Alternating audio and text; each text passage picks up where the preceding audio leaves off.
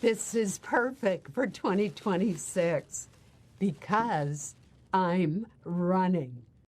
Ah, I get it. Grandma, are you okay? I don't think she can run in her condition. You see her shaking?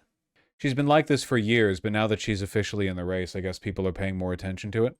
Collins is younger than Mills, but she, in a lot of ways, she looks less sturdy. Who's Collins? Senator in Maine, unpopular, and going to lose to Platner. Speaking of the Maine Senate race. Oh, I saw this one. Didn't this make some people mad? I didn't see it. Maybe it'll make me mad. Who knows?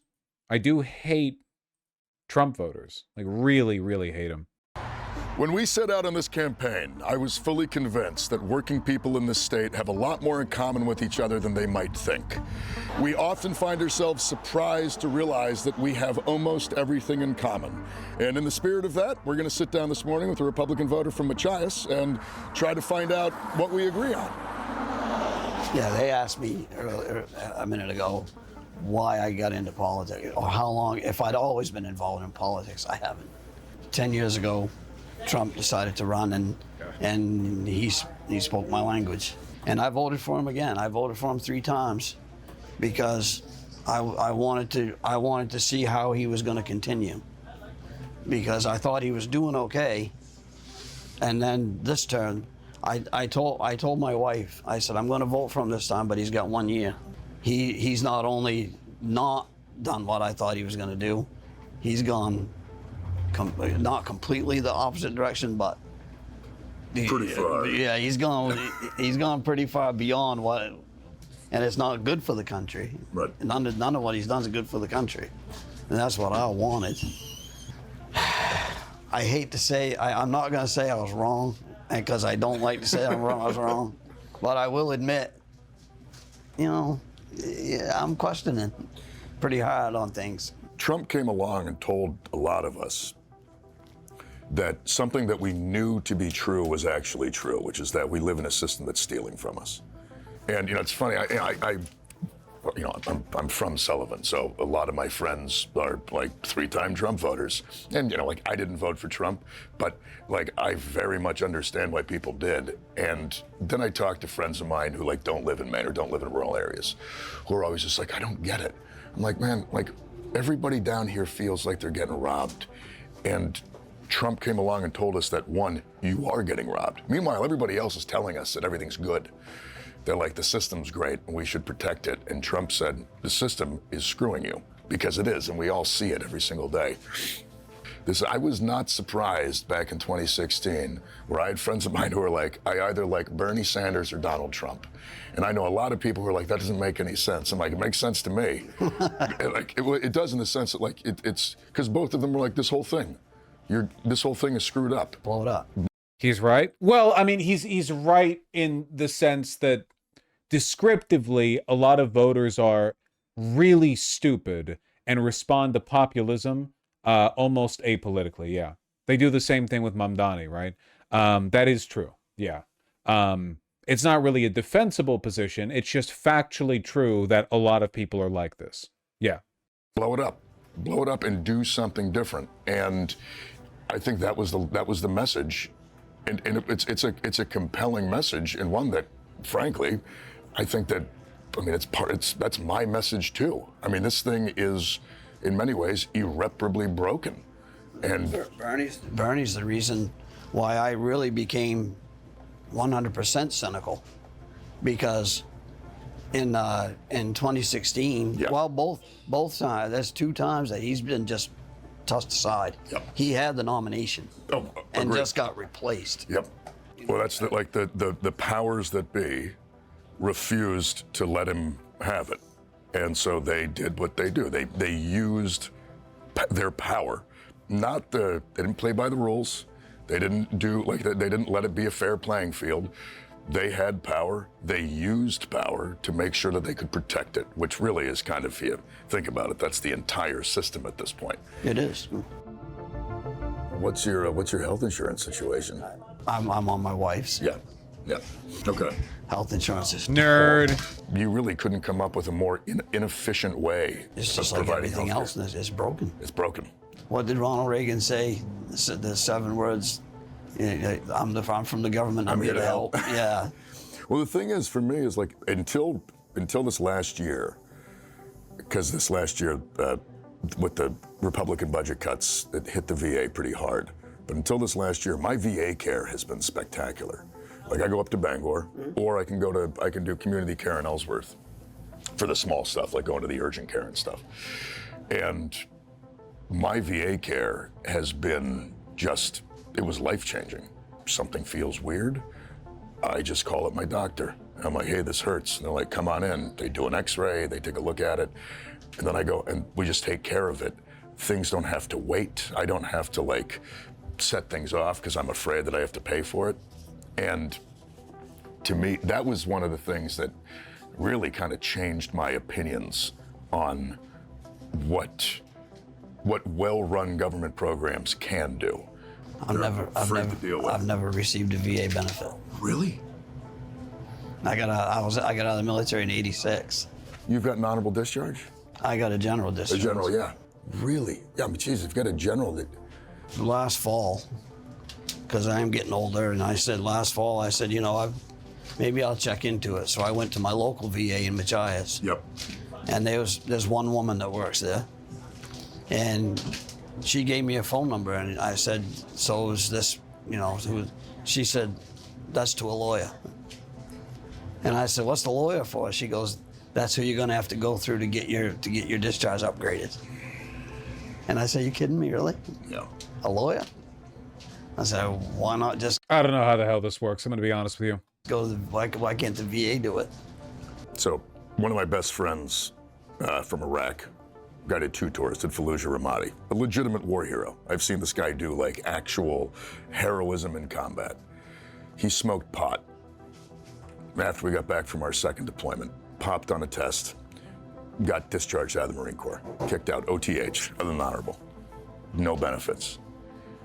He spent years just struggling. I mean, this is a guy who legitimately, is an actual war hero.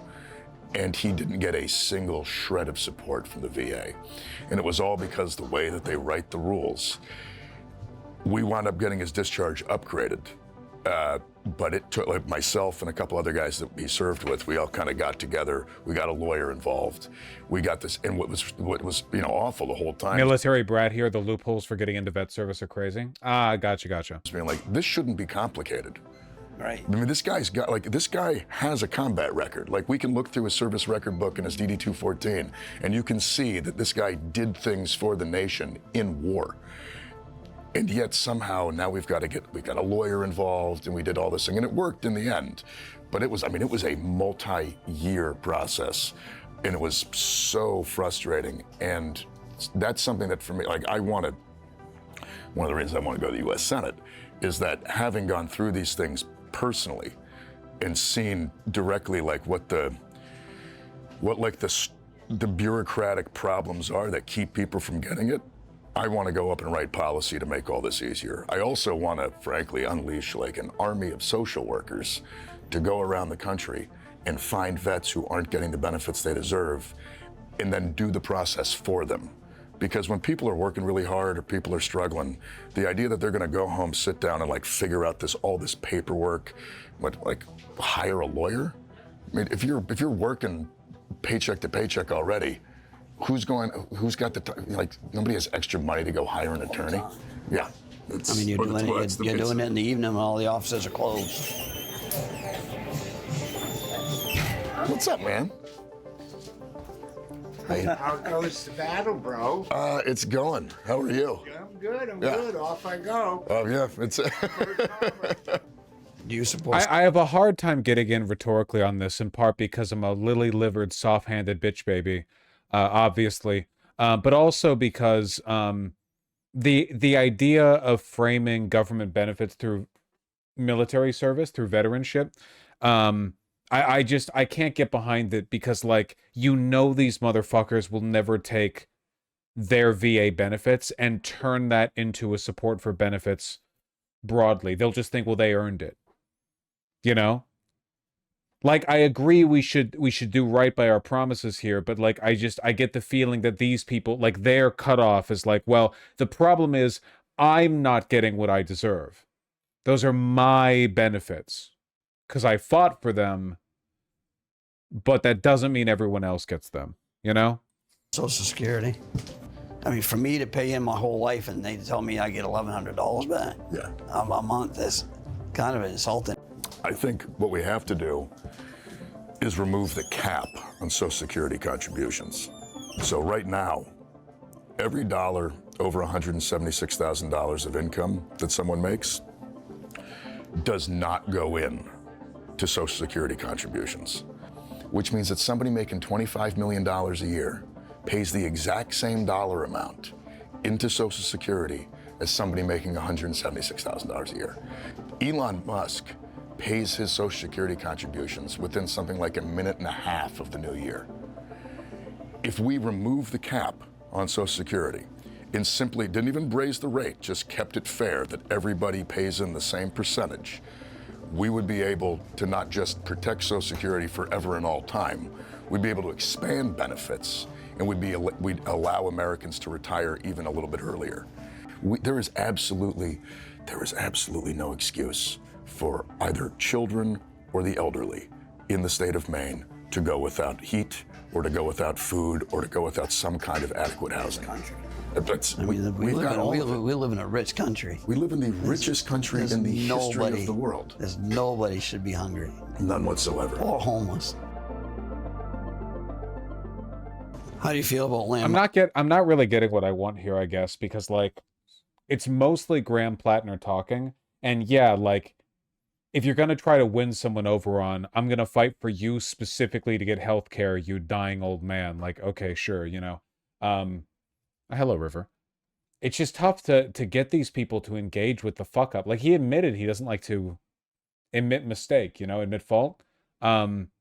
It's so difficult to get these people to admit how fucking bad they are. I mean, it'd be hard with anyone, I guess, but the effort needs to be.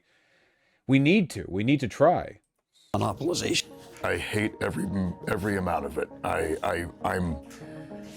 I despise the idea of any corporation, honestly, whether it's a private equity company out in New York or whether it's somebody in China. This ain't for us as an audience. Well, yes, it is, obviously. It's not really about the one vote, right?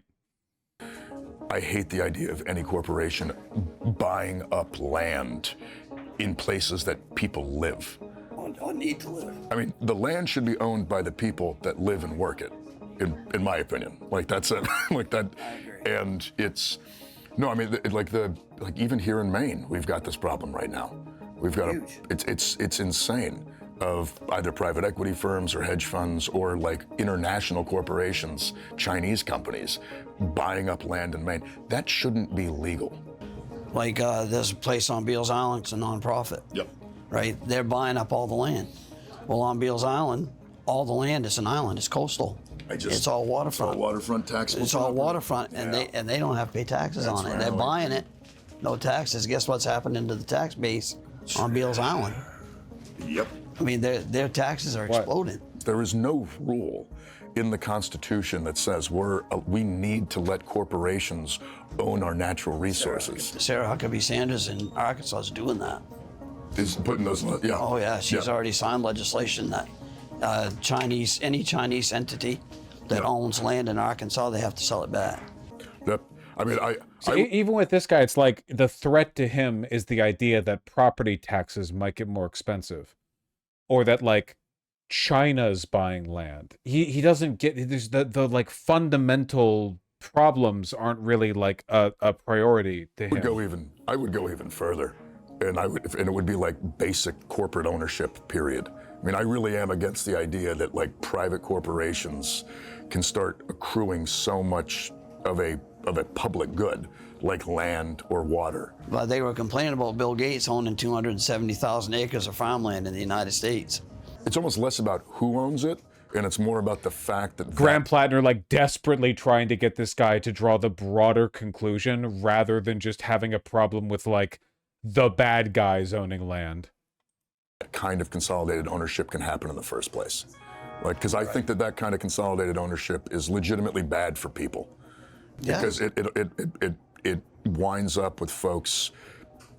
It winds up with one or two, or say a company being able to accrue an immense amount of power, which they can then use for their benefit. And the average person, they've got no input on that. It was a pleasure. Good talking to you. Yeah, you as well. Thank you so much for doing this. You bet. Yeah, no, this was great. Do you think he convinced you to vote for him? Oh, I was going to vote for him anyway. Yeah, Look like a chud, think like a woke, baby. Today, I'm actually going to be sitting down with one of our volunteers' mothers, who's a registered Republican. I think we saw this one 3 months ago. Oh, he's gonna be senator. I hope he does well.